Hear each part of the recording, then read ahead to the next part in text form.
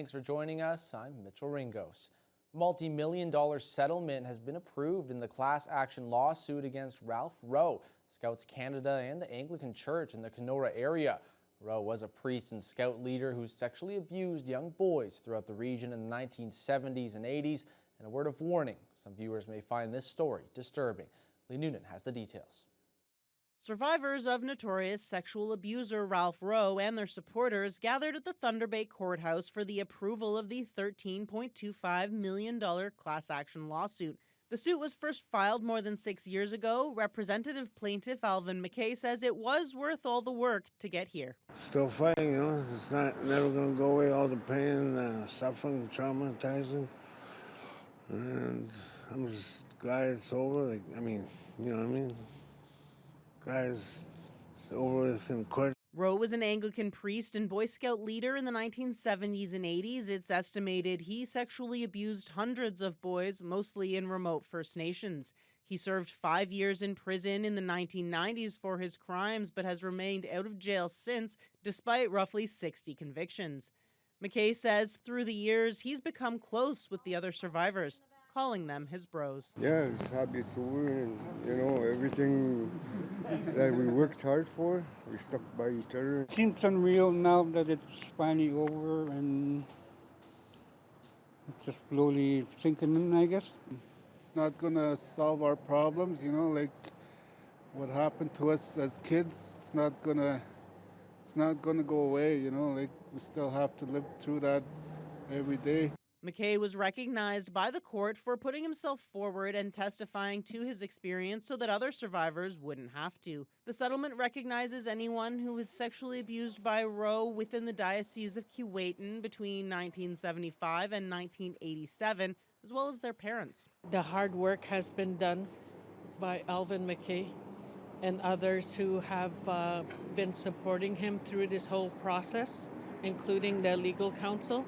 And we will ensure that individuals, when they do come forward and make those applications, that they are well supported.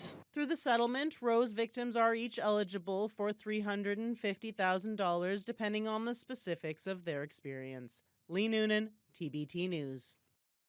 A Manitouwadge man convicted of second-degree murder in the 2021 stabbing death of his younger half-brother will spend at least 15 years behind bars before he is eligible for parole.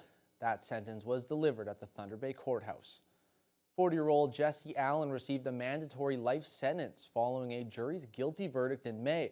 The victim, 18-year-old Wayne Allen, was stabbed twice in the chest at the family home in Manitouwadge nearly 3 years ago. In their victim impact statements delivered in August, the family said their lives have been ruined by Jesse Allen's actions. It was up to the judge to determine his period of parole ineligibility. The Crown had asked for 18 years, while Allen's lawyer requested the minimum 10 years. The judge decided on 15 years, along with credit for time already served. Charges have now been laid in connection with a dramatic crash near Terrace Bay last weekend, which saw a vehicle plunge in the Iguassabin River. OPP, area fire crews, and paramedics all responded last Saturday afternoon to the single motor collision, which left a pickup truck on its side in the water. Nobody was injured in the incident, which closed one lane of Highway 17. OPP later announced that the driver, a 46-year-old man from Terrace Bay, has been charged with careless driving, failure to remain at the scene of a collision, and public mischief. He was released from custody and is scheduled for a court appearance next month. NAN's Deputy Grand Chief is reacting to the landmark $23 billion settlement from Ottawa.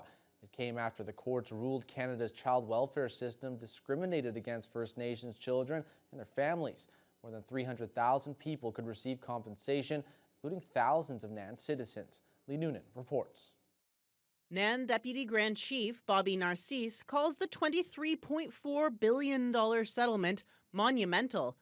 But he says that while it will be a welcome help to many claimants, it could also bring risks. We've heard some of our chiefs say that a payout of this size could be like a death sentence to people that still have addictions issues. Ottawa has agreed to separate funding to support claimants as they go through the compensation process. Narcisse says NAN will be working with its communities to set up those supports, But he acknowledges that arranging mental health and addictions treatments, or even basics like housing and water, can be easier said than done, particularly for fly-in First Nations. There's still a lot to do, and money doesn't really fix everything. There's also those social determinants of health that we really have to look at. In a written statement, Indigenous Services Minister Patty Hajdu thanks the plaintiffs for pushing Canada to do the right thing, saying, quote, "We will continue working with them on a historic reform of our program so that this never happens again."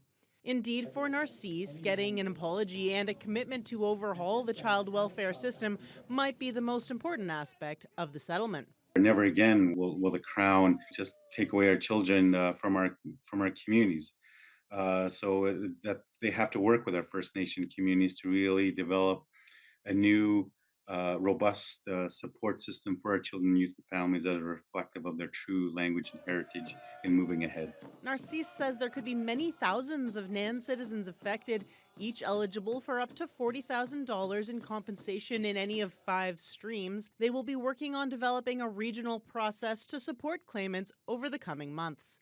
Lee Noonan, TBT News. Plans to build a renewable natural gas plant at the site of the former Nipigon mill have been scrapped. The project is still moving ahead with a possible new location in Herkit. Hopes were high at an open house held in Nipigon back in January. Lake Nipigon Forest Management has a plan to use wood waste to produce natural gas. General Manager Scott Rubin says their environmental assessment revealed widespread contamination at the former Multiply Mill site, which made it unsuitable for their project. Nipigon Mayor Suzanne Kuko calls the decision disappointing. However, she's grateful the company provided the township with a copy of the report, saving them the expense of another environmental assessment. So it's a big blow to the community, but yeah, moving forward, looking ahead, and it's like I say, I've been looking over the report, and it's not like there's anything radioactive in the soil or anything like that. So there might be a cost to do that cleanup, but we'll take a look at what that cost will be and hopefully get that done. Sounds like in the past they used to clean the mill out using fire hoses to wash all your lubricants and items out with all the sawdust that was contained in it. And so if it was like a contaminant located in one like small area there, it would be easy to deal. But because it was flushed out over the area, it's kind of contaminates a big area of the site. Rubin says while it's disappointing they have to move away from their first choice location, they're already moving ahead with the environmental assessment of a site in Herkit, and he's feeling very optimistic about that location. The First Nations Housing Conference was held this week in Thunder Bay, continuing its legacy of improving lives in remote communities. The 21st annual event featured a diverse program of workshops and training sessions. Josh Morano was at the opening ceremony and has the story.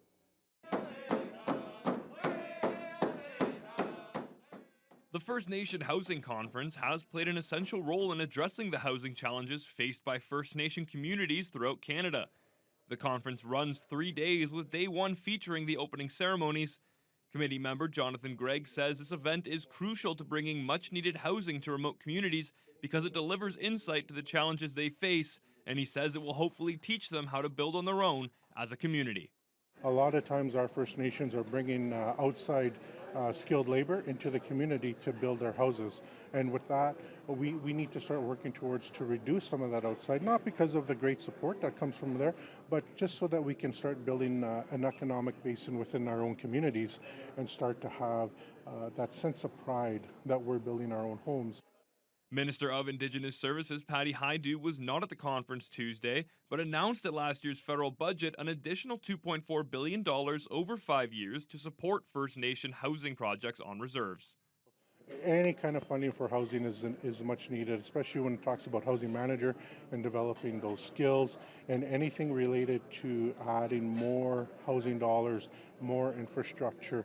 The challenge is just the farther you're away from a major city, it's just harder to work, and infrastructure is just starting to become to an end of its life in a lot of our First Nations. The event continues over the next couple of days, highlighted by the Builders Challenge on Wednesday, before closing ceremonies wrap things up Thursday afternoon. Josh Morano, TBT News. And when we return, it was day 2 of the First Nations Housing Conference in Thunder Bay, featuring the popular Builders Challenge.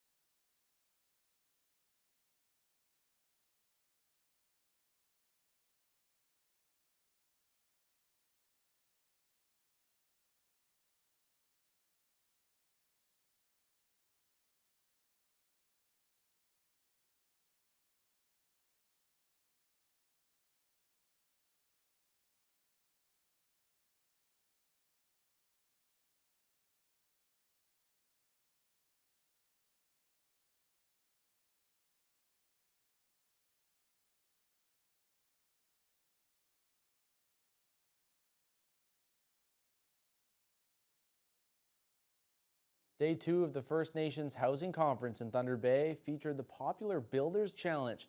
TV and radio personality Jan Eeks was back to host the event, where people compete and show they know proper building techniques.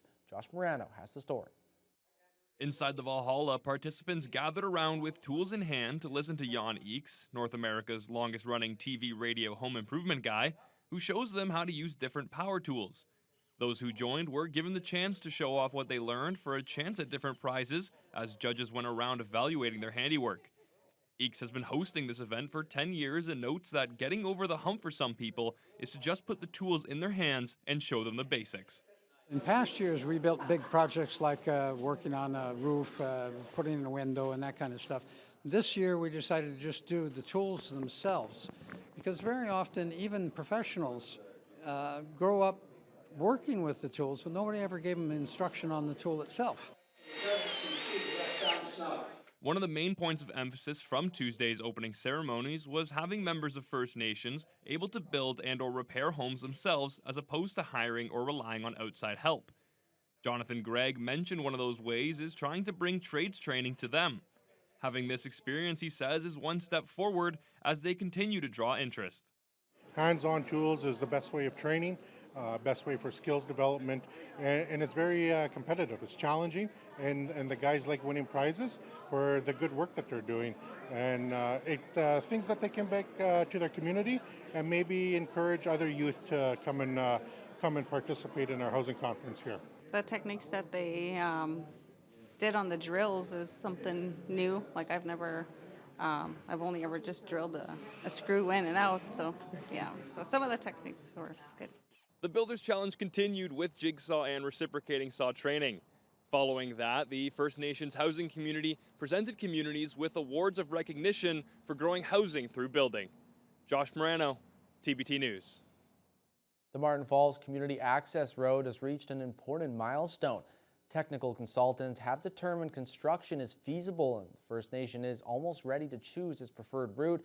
Stakeholders and the general public were invited to provide their input during 2 public information sessions held this week in Greenstone and Thunder Bay. Lee Noonan has more. There are two overlapping route options under consideration for the Martin Falls Community Access Road, both running from Painter Lake Road north of Nakina and entering the First Nation from the west side. The public consultations in Greenstone and Thunder Bay are a last chance for community members and stakeholders to weigh in before Martin Falls decides on its preferred route. We have shared some thoughts on what the impact could be, whether it be on our infrastructure with increased traffic, or demand on potentially on housing or social services as well. Easy access to groceries, gas, and their supplies like lumber, housing. Once a preferred route for the roughly 200-kilometer-long gravel road is announced, another round of consultations will kick off and micro-adjustments will still be possible. Project consultant Qasim Sadiq explains that there had been concerns about the availability of aggregate material on some sections of the proposed road, including the north end, where a long detour along an aggregate-rich route is under consideration. But the technical analysis now shows both route options to be fully feasible. The good news from my perspective is that, the road is overall constructible, so that's very encouraging that, this can be done from a technical perspective. And then, we've got gradients of differences. There's no sort of, this is absolutely fantastic and this is a complete no-go. Sadiq says feedback they're receiving shows the technically preferred route generally lines up with preferences from Martin Falls and neighboring First Nations. One exception is the Albany River crossing, where the more difficult eastern crossing is preferred to avoid culturally and environmentally sensitive areas such as spawning grounds. These are ongoing conversations right now. We've supported the collection of an Indigenous knowledge program. We've had a number of years to engage and consult with them. Martin Falls plans to make a decision as to their preferred route as Indigenous knowledge reports are coming in over the next few weeks. That decision likely won't be made public until the spring. Lee Noonan, TBT News. Two area First Nations are now better equipped to protect their communities from wildfires. Edmonton and Webequie are part of a pilot project which saw each First Nation receive a rapid bush attack unit. Vasilios Bellos reports. Many remote First Nations face serious challenges when it comes to fighting forest fires around their communities, but a new pilot project will make those battles much more manageable. Edmonton and Webequie have both received a wildfire rapid attack bush truck as part of a pilot project supported by Fire Smart Canada. This one's faster and good. I like it. Edmonton Fire Chief John Slipperjack says the new unit will allow them to tackle bushfires better than ever before. There's always a problem with brush fires around our community every summer, and a big truck won't go. I do have a big truck, but can't go anywhere like this one will. Matawa First Nations management secured the new trucks with support received from Indigenous Services Canada. The units will be delivered to the communities once the winter road season opens, with the First Nations hoping to train more members to help fight these fires. Emergency Management Coordinator Monica Budiselik says this support is crucial, as forest fires are becoming a growing concern for their communities. They're getting worse and worse every year, and these trucks fit right in with that type of training. And the fires are becoming bigger and hotter, and they're getting closer to our communities in I guess the central part of northern Ontario, which is where most of our communities are. Matawa officials are hoping with the success of this pilot project, it will encourage further fire prevention supports in the future. Vasilios Bellos, TBT News. Substance use, addiction, and mental health were some of the topics discussed this week by officials with the Nokiwan Tribal Council. The inaugural Oshki Noch Moin conference brought together youth, elders, and people with lived experiences with a focus on finding ways to build healthier communities. Attendees at the three-day conference had the chance to share knowledge, listen to presenters, and work together to develop creative ways to tackle the various social issues regionally and locally. The gathering also had a youth-focused area, which allowed them to share their opinions and perspectives. Pick Mobert First Nation CEO Joe Moses says a highlight of the event was experiencing the empathy and shared stories between the attendees. It's always good to gather with our neighboring fellows and First Nations. So just having that opportunity to reconnect with other members of leadership and the various community members to just share stories, share some experiences and some time together, but to understand that we're in this together. And so we're not alone. We do have those supports of our fellow community members, and it's that togetherness that will help us through all this. Nokiwin will have a follow-up gathering later this spring where they'll take all the information and start making plans of action. And it was a big lottery windfall for a Nipigon man this past week. We'll have more when we return.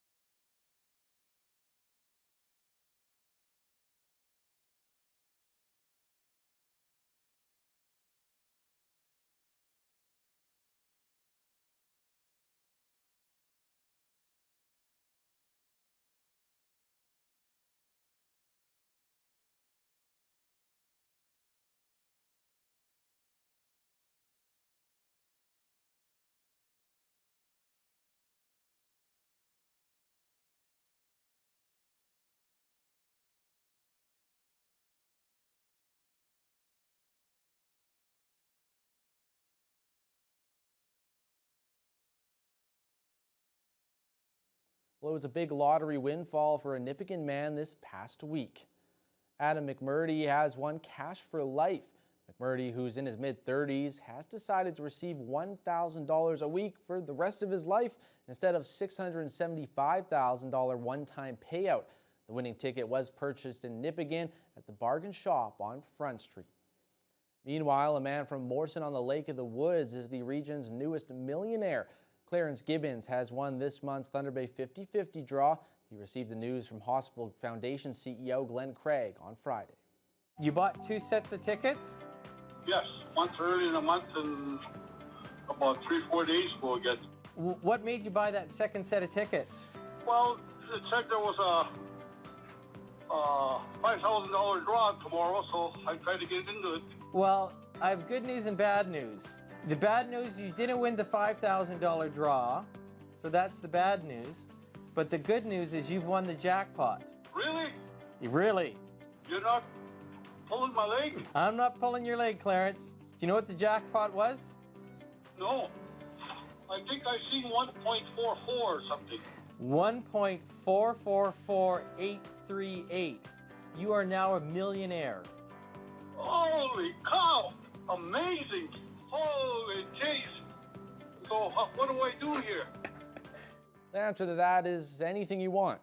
Gibson says he'll start by renovating his house. The Thunder Bay 50-50 has awarded more than $28 million in prize money since its inception and helped purchase millions of dollars of vital equipment for the Regional Health Sciences Center. Tickets for November's draw are on sale now. Police in Marathon were recently handing out double doubles instead of traffic tickets at the OPP's Coffee with a Cop event. Officers were behind the counter handing out free coffees and teas, as well as chatting with members of the public who came out to the event. Local officials and residents came out to meet with police or show their support. Detachment Commander Cam Ducharme says their officers felt the need to reconnect with the community after the isolation of the pandemic. It's great to get out here and just for people to meet new officers in the community and also just, again, meet the community members, and just, even if it's just a simple conversation, just to know that the officers are members of the community, right? And they do want to enjoy getting out there and meeting new people and discussing various topics like that. So it's just to get us out of the car and get us out there and talking to members of the public. I volunteer with the Canadian Red Cross, and so in a roundabout way, I bump into all these folks, the fire chief, the staff sergeant, victim services, the churches. So I thought it would be a good thing to come down and say hi. Show some support for our police officers. They do a fine job. Ducharme says police have always found great support from the community in Marathon. And that's all the time we have for this edition of Northwest Newsweek. Thanks for joining us, and we'll see you right back here next week.